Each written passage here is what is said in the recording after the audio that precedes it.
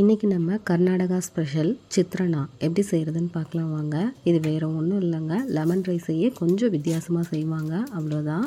அதுக்கு முதல்ல கடாயில் கொஞ்சமாக எண்ணெய் சேர்த்து, எண்ணெய் சூடானதும் கடுகு, உளுந்தம்பருப்பு, கடலைப்பருப்பு, வேர்க்கடலை இதெல்லாம் 1 by 1 சேர்த்து எல்லாம் பொரிஞ்சதும் சின்ன துண்டு இஞ்சை குட்டி குட்டியாக கட் பண்ணி வச்சுருக்கேன், அதுவும் கருவேப்பிலையும் சேர்த்து நல்லா வதக்கி விடுங்க. அது கூட ஒரு பெரிய வெங்காயத்தையும் 3 பச்சை மிளகாயையும் குட்டி குட்டியாக கட் பண்ணி சேர்த்து நல்லா வதக்கி விடுங்க. வெங்காயம் நல்லா வதங்கினதும் தேவையான அளவுக்கு உப்பு சேர்த்துட்டு 1 டீஸ்பூன் அளவுக்கு தேங்காய் துருவல், கொஞ்சமாக கொத்தமல்லி தழை இதையும் சேர்த்து நல்லா வதக்கி விடுங்க. தேங்காய் ரொம்ப ட்ரை ஆகிற வரைக்கும்லாம் வதக்க வேண்டாம், லைட்டாக வதக்கி விட்டால் போதும். இப்போ நம்ம லெமன் சாறை இதில் சேர்த்து இந்த மாதிரி லைட்டாக கொதி வரும்போது அடுப்பு ஆஃப் பண்ணிடுங்க.